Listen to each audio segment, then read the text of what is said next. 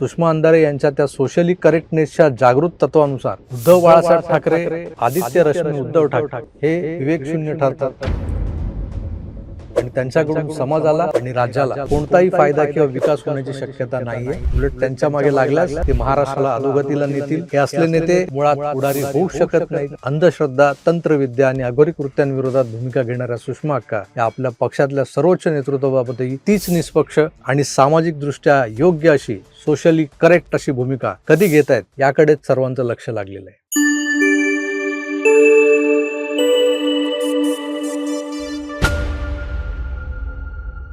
Sushma अंधारेंच्या political नाही पण socially correct अशा त्या सो कॉल्ड भूमिकेमुळं आता खुद्द उद्धव ठाकरेच अडचणीत येत आहेत की काय अशा चर्चा सुरू झाल्यात। कारण सुषमा अक्का ज्या जोशात काल बोलून गेले ना की तंत्रविद्या, अघोरी पूजा, बुवा बाबा किंवा महाराजांच्या मागे लागणारे लोक विवेकशून्य असतात, अशा व्यक्तींकडून समाज परिवर्तनाची अपेक्षा करता येत नाही आणि ते खऱ्या अर्थानं लोकनेते किंवा पुढारी होऊ शकत नाहीत। पुढारी हा समाजाला प्रगतीच्या दिशेने घेऊन जाणाराच असला पाहिजे। बुवाबाबांच्या मागे लागणारे लोक हे समाजाला अधोगतीकडे घेऊन जातात। आता नेमकं काय बोलल्यात सुषमा अक्का हे मी तुम्हाला एवढं सविस्तर वाक्यात दरगणिक सांगणं बरोबर नाही, कारण आम्ही काही पदरशी वाक्यामध्ये घुसडतो वगैरे। तर त्या काय बोलल्या ते तुम्हीच ऐका की माझ्यासाठी पॉलिटिकली करेक्ट राहण्यापेक्षा सुद्धा सोशली करेक्ट राहणं अधिक महत्वाचं आहे। मी माझं सोशली करेक्ट राहणं आणि माझ्या तत्वांशी प्रामाणिक असणं अजिबात सोडणार नाही। त्यावरही माझं असं म्हणणं आहे की जेव्हा कधी त्यांना आता त्यांचा PCR संपवून जेव्हा त्यांना कोर्टात हजर केलं जाईल त्या संबंधित जो काही भोंदू बाबा आहे, आणि ते चूकच आहे, ते वाईट आहे। कुणीही अशा भोंदूगिरीला बळी पडू नये। अशा भोंदूगिरीच्या नादाला कोणी लागत असेल तर ती व्यक्ती विवेकशून्य आहे असं माझं स्पष्ट म्हणणं आहे। आणि अशा विवेकशून्य लोकांकडून आपण समाज बदलाची अपेक्षा करू शकत नाही किंवा ते पुढारी म्हणजे काय, जो पुढे नेतो तो पुढारी असतो। तर हे अशा पद्धतीने जर कोणी भोंदूगिरीच्या नादाला लागत असेल तर ते पुढे नेत नाही, ते मागे खेचतात। ऐकलं, पॉलिटिकली करेक्ट राहण्यापेक्षा मी सोशली करेक्ट राहणं पसंत करते अशी भूमिका अक्का मांडतात। राजकीयदृष्ट्या सोयीची भूमिका घेण्यापेक्षा सामाजिक आणि नैतिकदृष्ट्या योग्य बाजू घेणं आपल्यासाठी महत्त्वाचं असल्याचंही त्या सांगतात। मग खरात बाबा प्रकरणात दररोज खळखळ वाहणारा हा झरा विनायक राऊतांच्या सुनेवरच्या अन्यायाला वाचा फोडण्यासाठी तेवढाच प्रवाहीपणे वाहणार आहे का, असा जेव्हा प्रश्न उभा राहतो तेव्हा अक्का म्हणतात की कोणत्याही कारणास्तव आपण आपली भूमिका बदललेली नाहीये, भविष्यातही बदलणार नाही। त्यामुळे त्यांना मी सुषमा अक्का म्हणतो याचा मला अभिमान आहे।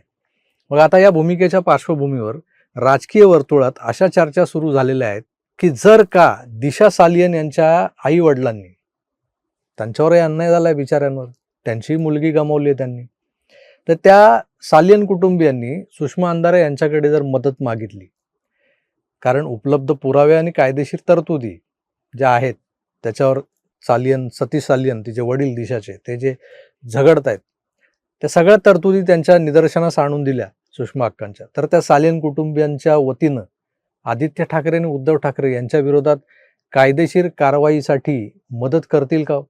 ही नुसतीच शक्यता नाही आहे बरं का, तर दिशा सालियन यांचे आई वडील लवकरच सुषमा अंधारे यांना या संदर्भात एक पत्र लिहिणार असल्याचंही कानावर आलं आहे। पत्र घेऊन कदाचित ते स्वतः भेटीला जातील सुषमा अक्कांच्या। सुषमा अंधारेंच्या या सोशली करेक्ट भूमिकेला पाहून जर दिशा सालियनचे वडील त्यांना पत्र लिहिणार आहेत, मग आता या पत्रानंतर उद्धव ठाकरे कसे काय बरं अडचणी देणार आहेत तेही समजून घ्यावं लागेल। इथं लक्षात घेण्यासारखी महत्त्वपूर्ण बाब म्हणजे दिशाचे वडील सतीश सालियन यांच्यातर्फे उच्च न्यायालयात काही स्पष्ट पुरावे दाखल करण्यात आलेले आहेत आणि ते पुरावे आदित्य ठाकरेंनी नाकारलेले नाही आहेत, ज्यामध्ये दिशा सालियन आणि सुशांत सिंग राजपूत प्रकरणात अटक होऊ नये आणि त्या प्रकरणापासून वाचण्यासाठी उद्धव ठाकरेंच्या परिवारानं हैदराबादवरून एक तांत्रिक मागवला होता, फिरोज बाबा, त्याला बोलावला होता आणि त्याने 2 दिवस मातोश्रीवर आणि 4 दिवस खोपोली इथल्या फार्म हाऊसवर राहून तांत्रिक विद्येनं काही विधी केले होते। तर हे मी सांगत नाहीये, तर तसा आरोप झाला होता आणि ही बाब 25 जून 2025 रोजी महाराष्ट्र टाइम्स नावाच्या दैनिकात छापूनही आलेली आहे। तर सतीश सालियन यांनी मठातल्या त्या बातमीसकट ते आणि इतर पुरावे जे डिजिटल प्रमाणात आहेत हे सगळे ॲफिडेव्हिटवर, शपथपत्रावर 26 जून 2025 रोजी 1 वर्ष झाला त्या गोष्टीला. तर 1 वर्षभरापूर्वी उच्च न्यायालयात दाखल केलेले आहेत. त्यावर उच्च न्यायालयानं त्याची दखल घेतली आणि आदित्य ठाकरेंना यावर उत्तर दाखल करण्याची संधी दिली, पण ती संधी देऊनही त्यांनी कोणतंही उत्तर दाखल केलेलं नाही आणि ते तांत्रिक अघोरी पूजेचे आरोपही जे झाले ते नाकारले नाहीत. त्यामुळे सर्वोच्च न्यायालयाच्या नियमानुसार ते आरोप आदित्य ठाकरे यांना मान्य आहेत असाच एक प्रकारे अर्थ लावला जातोय. मग आता सुषमा अंधारे यांच्या त्या सोशली करेक्टनेसच्या जागृत तत्वानुसार उद्धव बाळासाहेब ठाकरे, आदित्य रश्मी उद्धव ठाकरे हे विवेकशून्य ठरतात आणि त्यांच्याकडून समाजाला आणि राज्याला कोणताही फायदा किंवा विकास होण्याची शक्यता नाही आहे. उलट त्यांच्या मागे लागल्यास ते महाराष्ट्राला अधोगतीला नेतील.